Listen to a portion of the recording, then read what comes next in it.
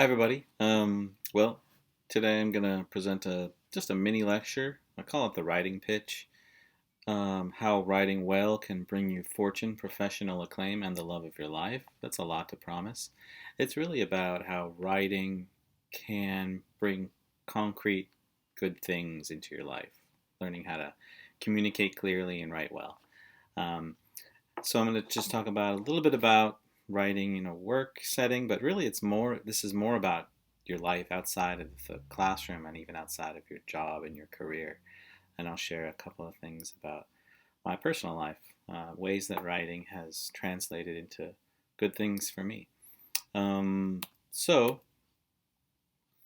not too many jobs don't have some kind of element of writing. Um, Writing well can and will benefit you in your career. That's just kind of a given. Everyone agrees about that. Um, you know, Writing a cover letter to get the job, writing a self evaluation once you've got the job and you're going through the evaluation process, reporting on your progress, doing presentations, asking the boss for a raise, advocating for your rights in the workplace. Um, This quote I like from Professor Jeff O'Connell. Some of you might know him. He teaches at Ohlone. Fantastic teacher. I tell my students that what I'm teaching them will help them get the job, but English, communicating well, is what's going to get them the promotion. So when you're dealing with people, working in an office, hoping to be a manager, hoping to rise in the ranks, communicating well, there's just no doubt that it's a benefit to you. But what about beyond your job? Um, you write a birthday card for your mom every year, I hope. Don't forget. Um, but are there other areas in your personal life where writing well can be a useful tool? Well, absolutely. And here's just a few examples. Complaint letters. You're all consumers. We all consume things. Sometimes you don't get what you want, and it's sometimes the company's fault. And so, writing a letter, finding the tone. Sometimes it's an email. Doesn't matter. Finding the tone that's not too aggressive, too angry. That's going to alienate your audience so that they just kind of say no. You want it to end in a positive result, obviously. Um, so that's an interesting writing homework assignment. Um, Traffic tickets. I am someone who pretty consistently gets traffic tickets for some reason. I'm not a terrible driver, I don't think, but moving violation, traffic, parking.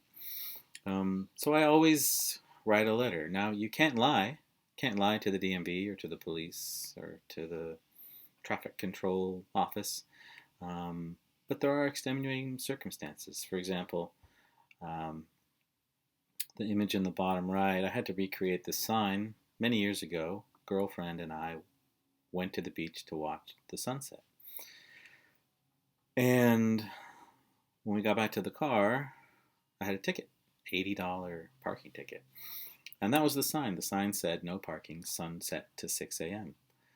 So I wrote a letter, and my argument was sunset is not really a time, it's more of like a period of time. 6 a.m.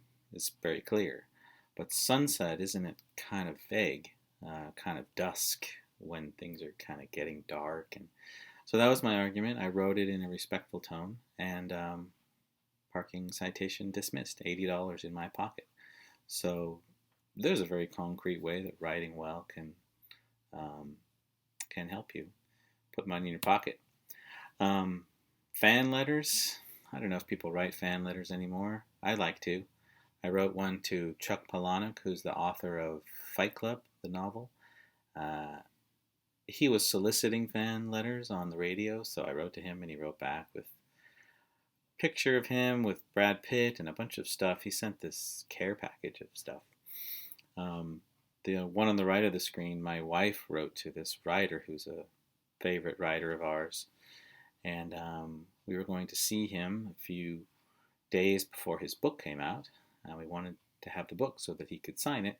And she wrote and just boldly said, "Do you think we could get an advance copy of your book? Because we love your work and we want to come see you." So he sent us a copy signed. Um, those are just kind of fun things. Here's a few more examples. Love letters, obviously. A love letter written in the right tone, uh, falling, in front of the eyes of the right person at the right time. Letters to the editor, emailing your professor to ask for an extension on your essay. No guarantees, but requesting a rent reduction from your landlord, nominating your coworker for an award, requesting something from your congressperson, your grandmother, your roommate. Let's say you want to go on a study abroad program and you want to write a letter to your uncle who has a lot of money and wants to support your education. You write him a letter asking him if he would care to subsidize your study abroad program. Applications for college, admissions, that's a very clear one. Many of you are doing that these days. You might get asked to be someone's maid of honor or best man in their wedding. You have to write a speech. Writing a eulogy for someone who died that you cared about. Entering a contest. It goes on and on. This is just off the top of my head. These are all not part of your career. They're part of your life. Let me give you an example. I'll give you two examples. This is my house. I've lived here for about 7 years. When I was looking for a house, my real estate agent said, "There's a house for sale. There's an 80-year-old man who is selling his house, and I think you should write him a letter." So I did. I wrote him a letter as part of my offer on the house, and I just said, my mother grew up in the neighborhood where this house is in Oakland, which is true. My parents were married around the corner. So I said I have a family history in the neighborhood. It's also over 100 years old, this house, so I told him that I am a kind of amateur handyman, woodworker, and that I'm looking forward to kind of preserving the vintage of the house. And he decided to sell me the house, even though he had two offers that were both higher. People were willing to pay more money than I was, but he chose to sell the house to me, which is pretty amazing if you think about it. That something would matter more than money to him. And he said it was my letter. So this is a very concrete case of writing, ability to write, meaning something concretely good coming into your life. And another one is her. That's my wife. We met online on a dating site. This was before dating sites seemed to be more like swipe left, oh, maybe swipe right. There was writing to be done, write a profile, and it's a hard writing situation. The homework assignment is write something about yourself that's going to make someone that you would be attracted to want to have coffee with you. And so it's tricky. But I'll say this. She never would have selected me if there had been spelling or big grammatical errors in my writing profile. Now that I know her, I would have been just swiped away. But here we are, married a number of years later, and with no her, there's no her.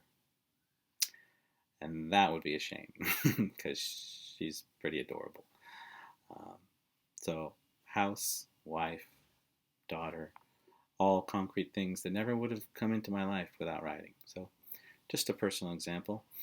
Hope this has been helpful, interesting, thought-provoking at least for you. Think about writing in your own life and how it can bring concretely good things.